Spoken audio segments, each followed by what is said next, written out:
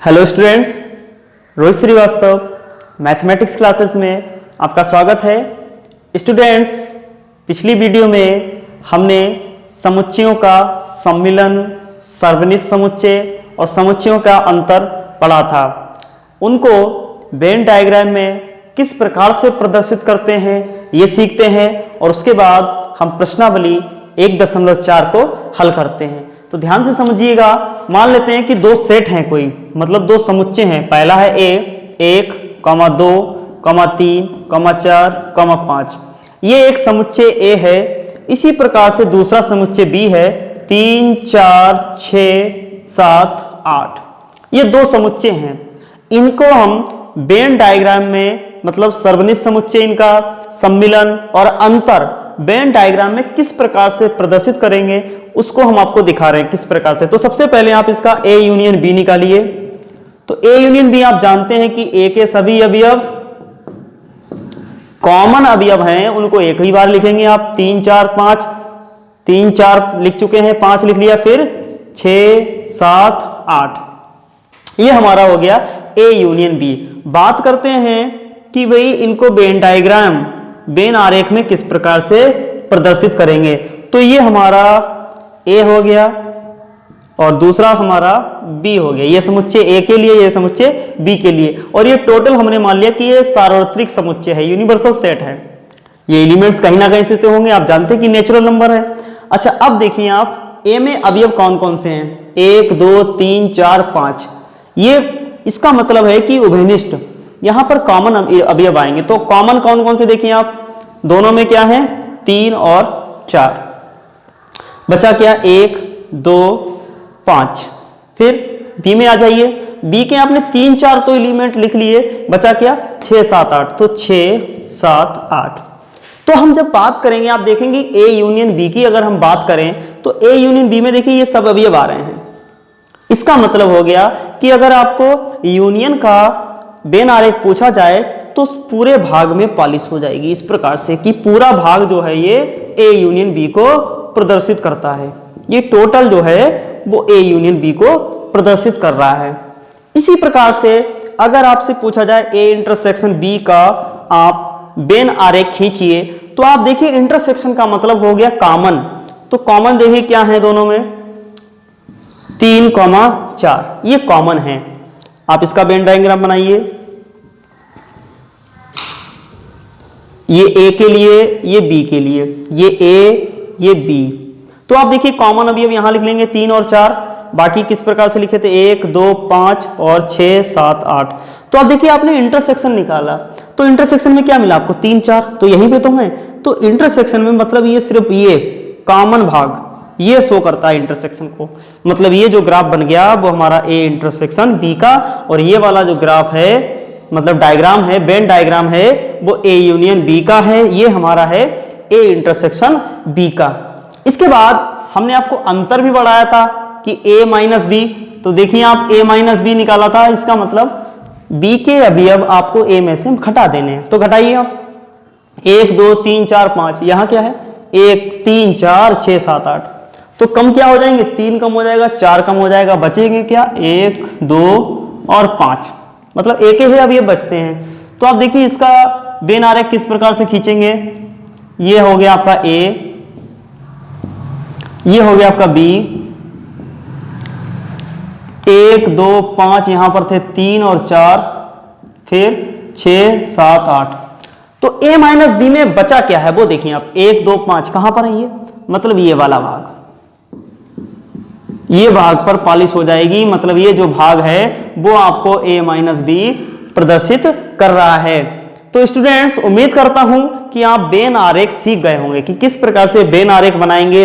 अगर यूनियन है, यूनियन का मतलब सम्मिलन है, और इंटरसेक्शन का मतलब सर्वनिष्ठ, और ए माइनस बी मतलब अंतर। तो ये आप समझ गए होंगे।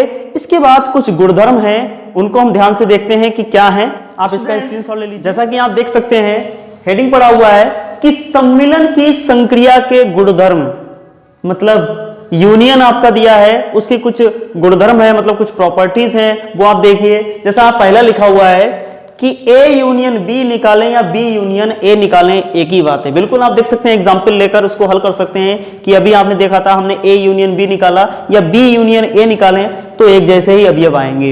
ये नियम हमारा कहलाता है क्रम विनिमय नियम। इंग्लिश में इसको बोलते हैं कम्यूटेटिव लॉ। तो आपको ध्यान रखना है कि आप A यूनियन B निकालें या B यूनियन A निकालें, बराबर होते हैं। दूसरा है हमारा साहचर्य नियम।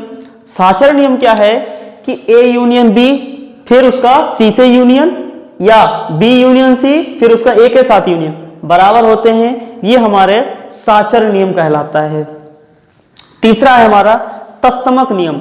तत्समक नियम क्या है कि किसी समुच्चय का आप रिक्त समुच्चय के साथ सम्मिलन निकालेंगे तो वह समुच्चय ही मिल जाएगा। रिक्त समुच्चय का मतलब कि इसमें कोई अवयव है ही नहीं, तभी तो उसको फाई लिखा है। तो A यूनियन फाई निकालेंगे तो आपको A ही मिल जाएगा। इसको हम बोलते हैं तत्समक नियम। अगला है हमारा वर्गसम नियम। क्या है कि किसी समुच्चय का उसी के साथ आप यूनियन निकालें, जाहिर सी बात है आप A यूनियन A निकालेंगे तो A फिर से मिल जाएगा, तो इसीलिए A यूनियन A बराबर A। अगला है हमारा यू का नियम। यू मतलब सार्वत्रिक समुच्चय है। अब आप किसी समुच्चय को सार्वत्रिक समुच्चय के साथ उसका आप यूनियन निकालेंगे तो सार्वत्रिक समुच्चय मिलेगा, क्योंकि जो A है वो A किससे बना है, सार्वत्रिक समुच्चय से बना है, तो इसलिए यू ही आ जाएगा। इसको हम यू का नियम बोलते हैं। इसी प्रकार से हमारे सर्वनिष्ठ की संक्रिया के गुणधर्म है, आप इसका स्क्रीनशॉट ले लीजिए। अगला है हमारा सर्वनिष्ठ की संक्रिया के गुणधर्म, मतलब इंटरसेक्शन अब है। तो आप देखिए कि जिस प्रकार से यूनियन में था A यूनियन B बराबर B यूनियन A, इसी प्रकार से A इंटरसेक्शन B और B इंटरसेक्शन मतलब A इंटरसेक्शन B और B इंटरसेक्शन A भी बराबर होंगे। ये क्रम विनिमय नियम कहलाएगा। अगला है हमारा साहचर्य नियम। उसी प्रकार से वहां यूनियन था, यहां पर इंटरसेक्शन है बस। तीसरा है कि आप किसी समुच्चय को रिक्त समुच्चय के साथ आप इंटरसेक्शन निकालिए, मतलब कोई समुच्चय है आपके पास और उसका आप रिक्त समुच्चय के साथ इंटरसेक्शन निकालेंगे तो दोनों में कॉमन तो कुछ होगा नहीं, इसलिए फाई आ जाएगा, रिक्त समुच्चय आ जाएगा। अगला है कि आप सार्वत्रिक समुच्चय के साथ सेट A का समुच्चय A का इंटरसेक्शन निकालेंगे तो समुच्चय A मिल जाएगा, क्योंकि समुच्चय A दोनों में होगा और U दोनों में नहीं होगा, क्योंकि U से तो A बना है, तो A जो है आ जाएगा, मतलब इंटरसेक्शन निकालेंगे तो इनको हम फाई और U के नियम कहेंगे। अगला है हमारा वर्गसम नियम। क्या है कि आप किसी समुच्चय का उसी के साथ इंटरसेक्शन निकालेंगे वही आ जाएगा। 5वां नंबर है वितरण नियम। इंग्लिश में इसको बोलते हैं डिस्ट्रीब्यूशन लॉ।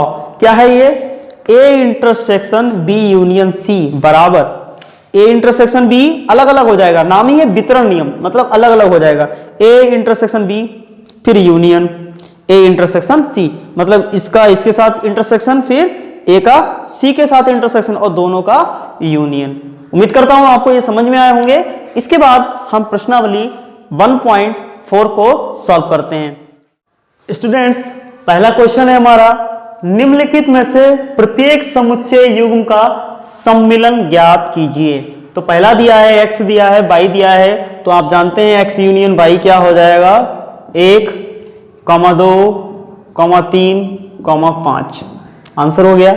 इसी प्रकार से आप दूसरा निकाल सकते हैं, A union B, A, B, C, E, I, O, U। दूसरा हो गया। तीसरा हमारा A दिया है, x x एक प्राकृत संख्या है और 3 का गुणज है, तो इसे आप लिखेंगे 3 का गुणज, मतलब 3, 6, 9, 12, 15, 18 डेढ़। इस प्रकार से ये सेट A हो जाएगा। दूसरा सेट है B, x x संख्या 6 से कम एक प्राकृत संख्या है, तो 6 से कम मतलब 1, 2, 3, 4, 5। अब आपको इन दोनों का सम्मिलन मतलब A यूनियन B निकालना है, तो आप इसे आप लिख सकते हैं A यूनियन B बराबर 1, 2, 3, 4, 5, फिर 6, 9, 12, 15। आप इस प्रकार से लिख सकते हैं। दूसरा तरीका इसका यह है कि आप पहले आप देखिए 1, 2, 4, 5 लिख लीजिए और बाकी संख्याएं जो है वो 3 का गुणज हैं। तो आप क्या कीजिए, 1 2 4 5, मतलब जो संख्याएं 3 के गुणज नहीं है उन्हें आपने अलग कर दिया, बाकी संख्याएं जितनी बचेंगी वो 3 के गुणज हैं। तो आप लिख सकते हैं और 3 का गुणज, मतलब बाकी संख्याएं और हैं वो 3 की गुणज है, मतलब 3 6 9 12 15 इस प्रकार से। चौथा नंबर है हमारा, एक सेट दिया है ए, एक्स जेड एक्स एक प्राकृत संख्या है और 1 से बड़ा 6 तक उसका मान है। मतलब क्या हुआ कि भाई 1 नहीं होगा, 2 3 4 5 6। दूसरा सेट बी है हमारा, 6 से बड़ा 10 से छोटा, मतलब 7 8 9। तो आप इन दोनों का यूनियन निकालेंगे, ए यूनियन बी क्या हो जाएगा, 2 3 4 5 6 7 8 9, ये हो जाएगा ए यूनियन बी। पांचवा नंबर है हमारा कि ए यूनियन बी, आप देखिए ए में अवयव है 1 2 3 और बी में है 5, तो ए यूनियन बी हो जाएगा 1 2 3। ये रिक्त समुच्चय नहीं लिखेंगे, दूसरा समुच्चय जो है वो रिक्त है, तो ए के अवयव आ जाएंगे। स्टूडेंट्स इसी प्रकार से हमारा क्वेश्चन नंबर 5 है। क्वेश्चन नंबर 5 में ये लिखा हुआ है कि प्रश्न संख्या 1 में से प्रत्येक समुच्चय युग्म का सम्मिलन लिखा है, यहां पर वहां लिखा होगा सर्वनिष्ठ ज्ञात करना है। तो आप इंटरसेक्शन वहां निकालेंगे, तो x इंटरसेक्शन y क्या होगा, दोनों में कॉमन 1 3। यहां a इंटरसेक्शन b क्या होगा, a सिर्फ। तीसरे में a इंटरसेक्शन b क्या होगा, अब देखिए आप a इंटरसेक्शन b क्या होगा, दोनों में कॉमन क्या है, तो देखिए आप 3 दोनों जगह पर आ रहा है, बस 3 हो जाएगा इसका आंसर। अगला 4 नंबर, एक्स जेड एक्स एक प्राकृत संख्या, आप देखिए ए सेट हो जाएगा 2 3 4 5 6 और बी सेट हो जाएगा 7 8 9, तो दोनों में कुछ कॉमन है कुछ नहीं कॉमन है, तो ए इंटरसेक्शन बी 5 हो जाएगा। 5 नंबर है, ए में दिया है 1 2 3 और बी है 5, तो ए इंटरसेक्शन बी निकालेंगे, रिक्त समुच्चय आ जाएगा 5 हो जाएगा। स्टूडेंट्स उम्मीद करता हूं कि आप क्वेश्चन नंबर 5 भी इसी प्रकार से कर सकते हैं। आप इसका स्क्रीनशॉट ले लीजिए, बढ़ते हैं नेक्स्ट क्वेश्चन की तरफ। स्टूडेंट्स क्वेश्चन नंबर 2 है हमारा, मान लीजिए कि ए में अवयव दिए हैं a, b, ए एक समुच्चय दिया है, b दिया है a b c, करें क्या a उपसमुच्चय b है या नहीं है। आगे इसमें दिया है कि a यूनियन b भी ज्ञात कीजिए। आप देखिए कि a का प्रत्येक अवयव b का भी अवयव है, लिखेंगे चूंकि a का प्रत्येक अवयव b का भी अवयव है, इसलिए a उपसमुच्चय b, मतलब a उपसमुच्चय है b का, a उपसमुच्चय है b का, पहली बात सिद्ध हो गई। फिर कह रहे हैं कि a यूनियन b निकालो, तो a यूनियन b, आप देखिए a यूनियन b में क्या आएगा, a के अवयव b में आइए, आप a b लिख चुके c, मतलब क्या मिला, आइए आपको b मिल गया दोबारा। यहां से यह बात क्लियर होती है कि यदि कोई समुच्चय, मतलब यदि a उपसमुच्चय है b का, तो a यूनियन b का जो मान है वो कितना होगा, b होगा। स्टूडेंट्स ये क्वेश्चन आता है कि a और b दो समुच्चय हैं और a उपसमुच्चय है b का, तो a यूनियन b का मान क्या होगा, तो b होगा। ये आपका अगला प्रश्न है, प्रश्न संख्या 3, उसमें यही पूछा गया है कि यदि a और b दो समुच्चय हो और a उपसमुच्चय है b का, तो a यूनियन b का मान क्या होगा, तो b होगा। उम्मीद करता हूं स्टूडेंट्स आप समझ गए होंगे, आप इसका स्क्रीनशॉट ले लीजिए। बढ़ते हैं नेक्स्ट क्वेश्चन की तरफ।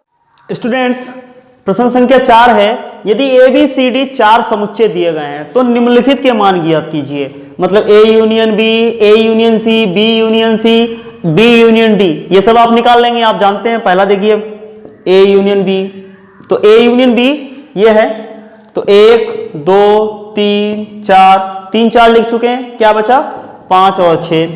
इस प्रकार से आप ये वाला, ये और ये, मतलब 4 तक हो जाएंगे आपके, मतलब a यूनियन c निकाल लेंगे, b यूनियन c भी निकाल लेंगे और b यूनियन d भी निकाल लेंगे। मैं आपको 5 नंबर बता रहा हूं, 5 में क्या है, a union b union c। अब 3 का यूनियन निकालना है आपको, a b c, तो a b c ये है 3। अब देखिए आप 1 2 3 4, पहले a को उतार लीजिए, अब बी में आइए आप, तो 3 उतार चुके हैं, ठीक है, 4 भी उतार चुके हैं, क्या रह गया 5 6। सी में आइए आप, तो 5 6 उतार चुके हैं, क्या बचा 7 और 8।